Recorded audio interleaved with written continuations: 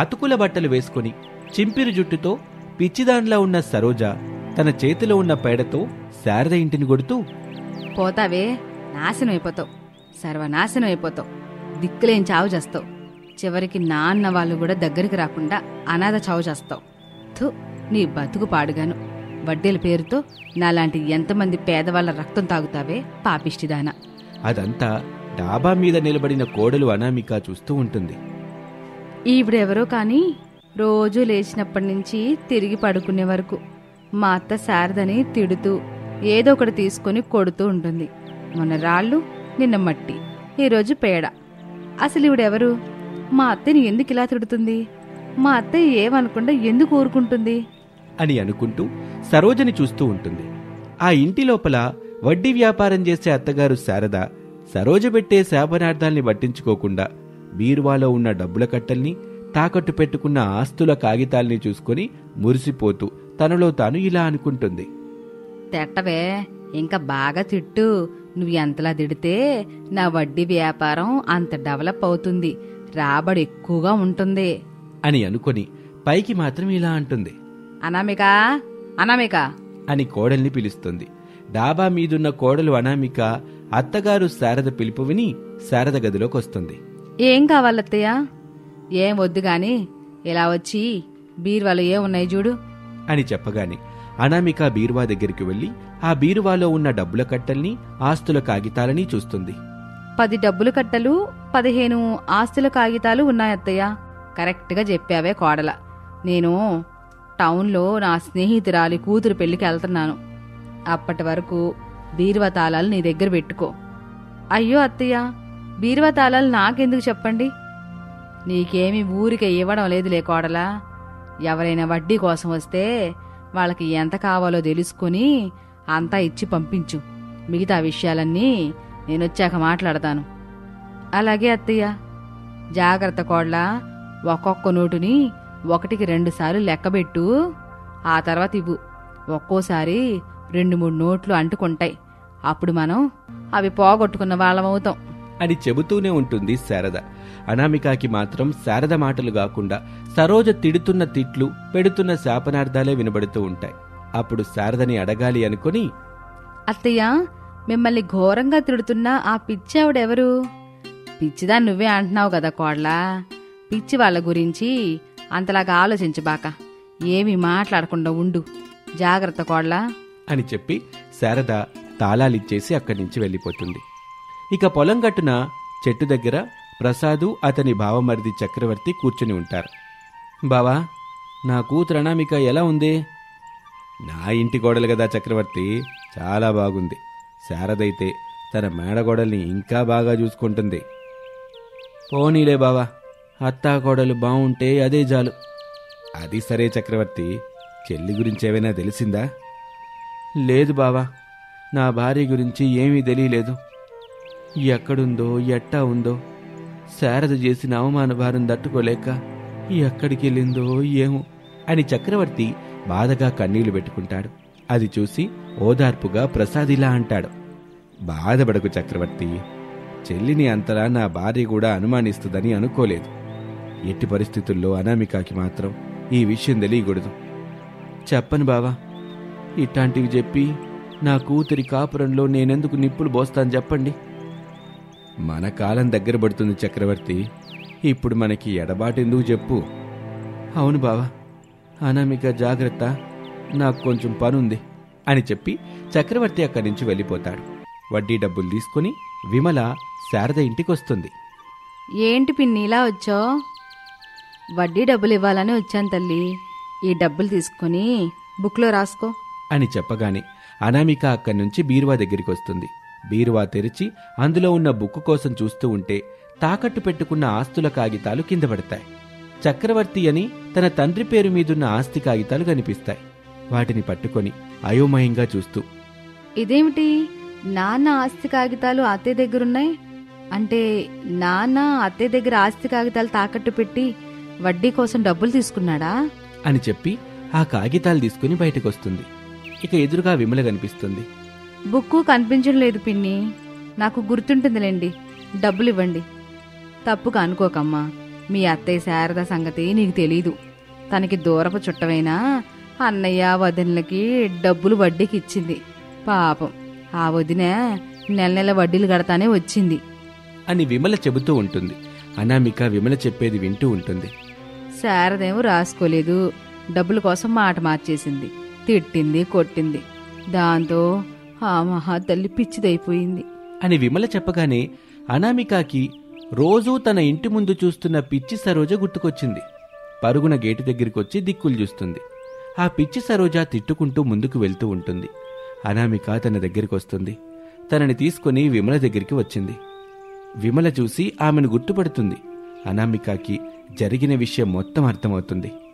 అత్తయ్య, అయిన వాళ్ళని అన్నయ్య వదినలని కూడా చూడకుండా వడ్డీ డబ్బుల కోసం ఇంతలా మోసం చేస్తావా?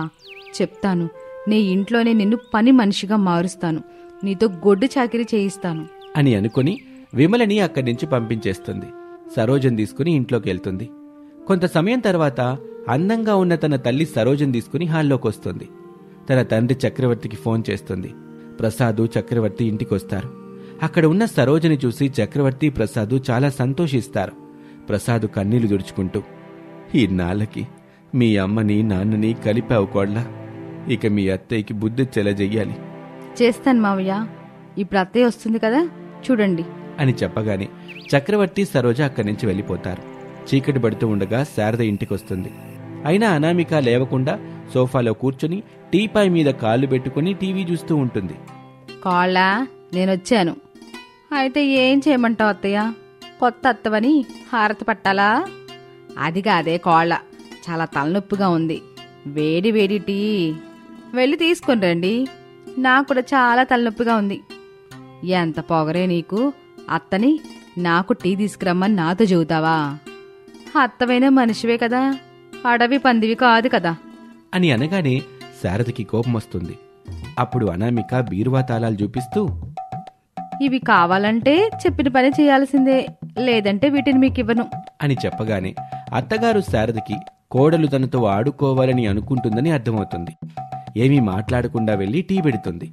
ఆ తర్వాత వంటగదిలో నుంచి టీ తీసుకొచ్చి కోడలికిస్తుంది. అత్తయ్య, నాకు చికెన్ తినాలనిపిస్తుంది, తీసుకొచ్చేయండి అంటూ బీరువా తాళాలు చూపిస్తుంది. ఇక తప్పదు అన్నట్టుగా శారద ఇంట్లో నుంచి చికెన్ షాప్ దగ్గరికి వెళ్లి చికెన్ తీసుకొచ్చి వంట చేస్తుంది. రాత్రి 8 అవుతూ ఉంటే అనామిక, రమేషు, ప్రసాదు డైనింగ్ టేబుల్ దగ్గర కూర్చుంటారు. శారద వంట చేసిన వాటిని తీసుకొచ్చి టేబుల్ మీద పెడుతూ ఉంటుంది. అనామిక, అమ్మొక్కతే పనిచేస్తుంది కదా, నువ్వు కాస్త హెల్ప్ చెయ్యి. చేస్తానని నేనంటే అత్తయ్య వద్దని అంటుందండి అని చెప్పి శారద వైపు చూస్తుంది అనామిక. ఆ చూపుని శారద అర్థం చేసుకుంటుంది. అవును బాబు, నేను బాగానే ఉన్నాను కదా, నేను చేస్తానులే. కోడలికి ఎందుకు శ్రమ బాబు, కోడలు నువ్వేమనబాకు. అబ్బా శారద, నీలో చాలా గొప్ప మార్పే వచ్చింది. కోడల్ని కూతుర్లా కూర్చోబెట్టి నువ్వు పని మనిషిలా పనిచేస్తున్నావు. మెచ్చుకోకుండా ఉండలేకపోతున్నాను శారద అని అంటుంటే శారద కోపంగా ప్రసాద్ని చూస్తుంది. ఇలాగే రోజులు గడుస్తూ ఉంటాయి. బీరువా తాళాల కోసం శారద ఆ ఇంట్లో ఇంటి పని, వంట పని చేస్తూ ఉంటుంది. అందరికీ కావాల్సిన అవసరాలు తీర్చుతూ ఉంటుంది.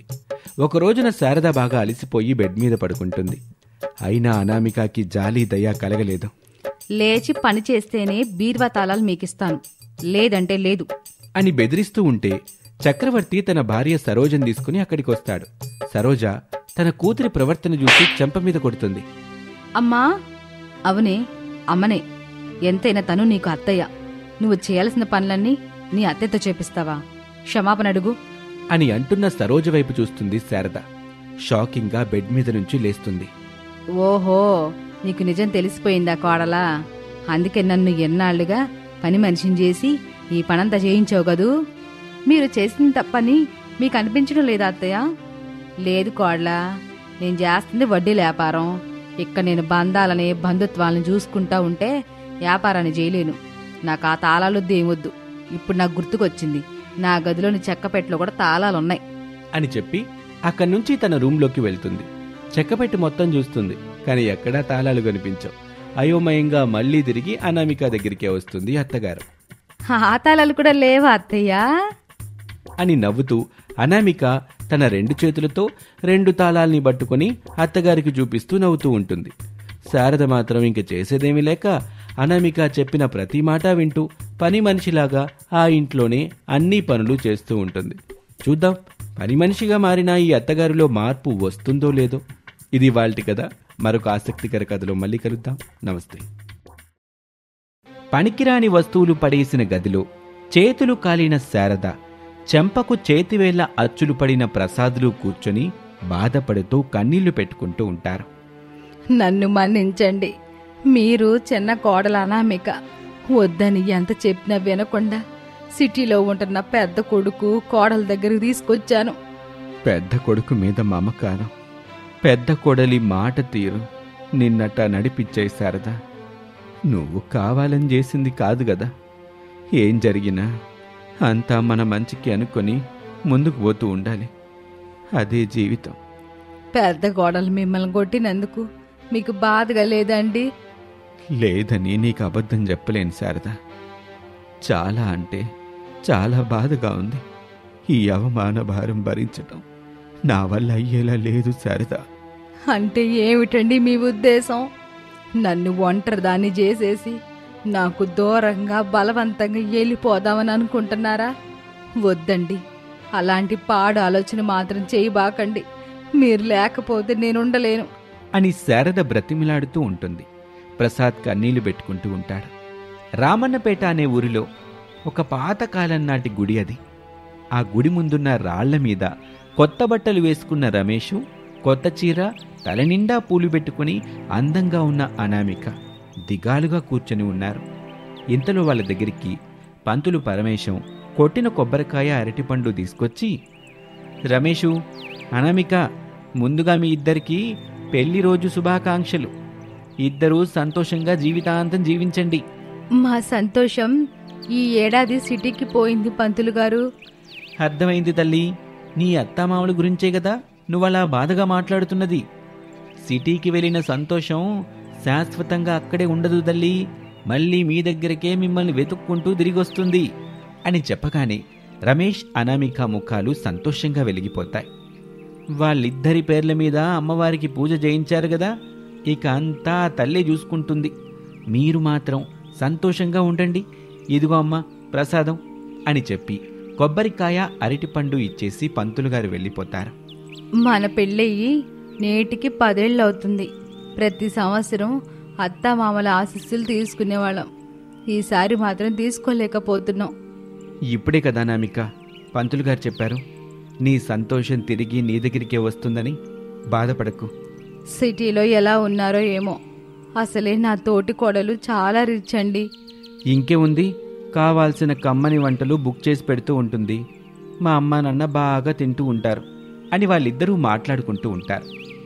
వాళ్ళకి తెలియదు కదా పాపం శారదా ప్రసాదుల జీవన స్థితి, అక్కడి పరిస్థితి. ఇక అక్కడ ఏడుస్తున్న శారదని చూస్తూ, పిచ్చి శారద, నిన్ను వదిలిపెట్టి నేనెక్కడికి పోతాను చెప్పు.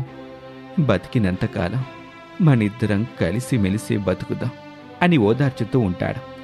ఆ మాట చాలండి. కోడలు మావని కొట్టడం ఏదో సినిమాలో చూశాను శారదా. అట్లాంటి కోడలు నిజంగా ఉంటుందా అనుకున్నాను.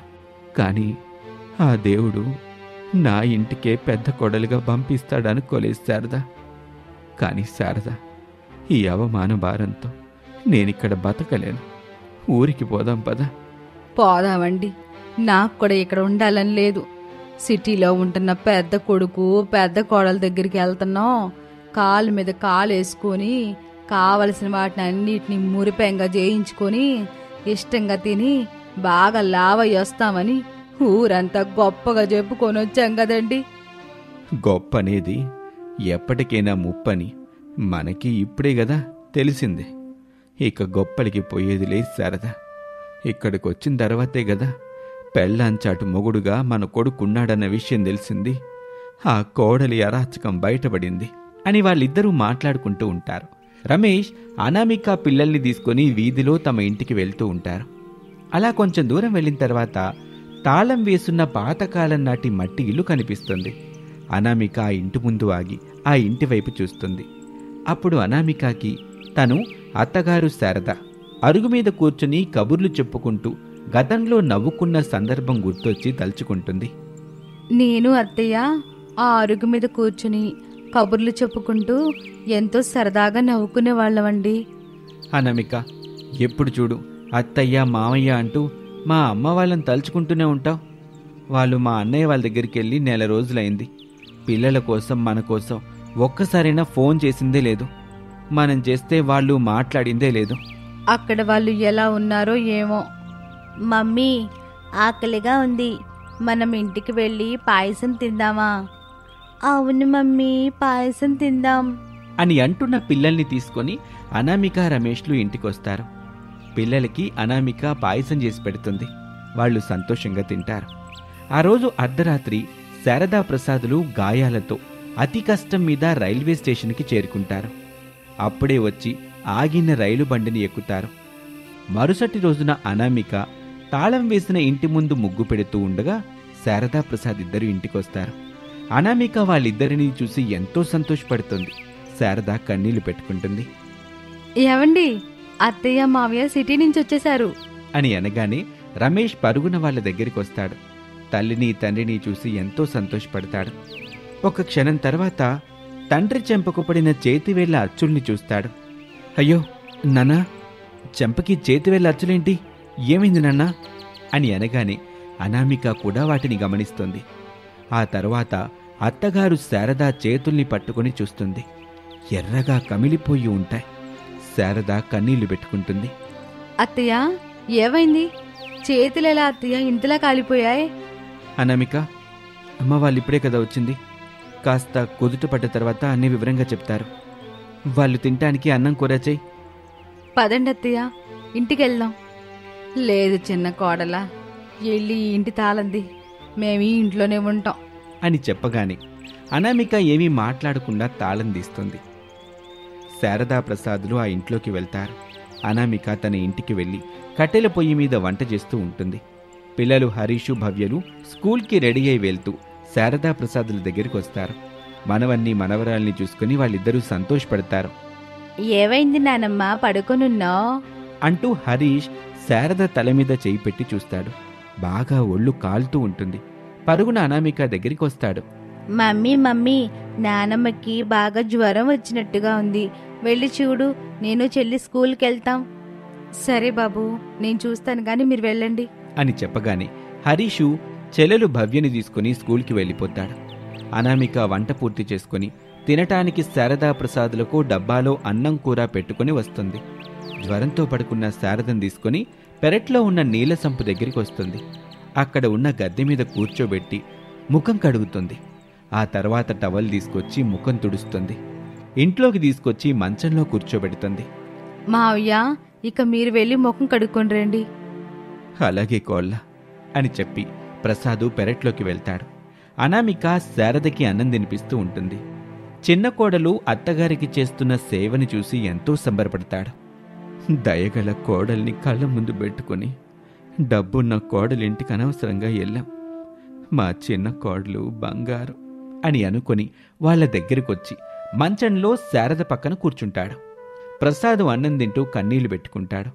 అది చూసి, ఏమైంది మావయ్య, ఎందుకు మీరు కన్నీళ్లు పెట్టుకుంటున్నారు? మళ్ళీ జన్మంటూ ఉంటే నీ కొడుక్క బుట్టి నీ రుణం తీర్చుకుంటానమ్మా. నేను కూడా కోడలా, అత్తయ్యలో కూడా అమ్మ ఉందని భావించి అత్త మామల్ని దయతో దగ్గర తీసుకున్నావు.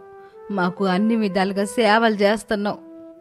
అత్తయ్య, ఎంతైనా మీరు ఆయనకి తల్లిదండ్రులు. మిమ్మల్ని ప్రేమగా అభిమానంగా చూసుకుంటేనే కదా రేపు మా ఇంటికొచ్చే కోడలు మమ్మల్ని బాగా చూసుకుంటుంది. నీ మాట కాదని వినకుండా పెద్ద కోడల దగ్గరికి వెళ్ళినందుకు నరకం అనుభవించావా అనామిక? నరకం. అన్ని పనులు నాతోనే చేయించేది. ఏ పని సరిగ్గా చేయకపోయినా గరిట తెచ్చి కాల్చి చేతుల మీద వాతలు పెట్టేది. మీ మావయ్యని కూడా కొట్టేది. ఇదంతా బావగారికి తెలీదా అత్తయ్య? తెలిసి కూడా ఆడేం మాట్లాడలేదు కోళ్ళ. అయిందేదో అయిపోయింది అత్తయ్య, ఇక మీరు పడుకోండి, నేను వెళ్ళి పనులు చేసుకుంటాను అని చెప్పి అనామిక అక్కడి నుంచి వెళ్ళిపోతుంది. అలా అనామిక ఆ రోజు నుంచి సంతోషంగా అత్తమామల్ని కంటికి రెప్పలా చూసుకుంటూ పిల్లలతో కలిసి జీవిస్తూ ఉంటుంది. కొన్నాళ్ళకి శారదా ప్రసాదులు మామూలు మనుషులవుతారు. తమని కంటికి రెప్పలా చూసుకుంటున్న దయగల కోడలు అనామికని మెచ్చుకుంటారు.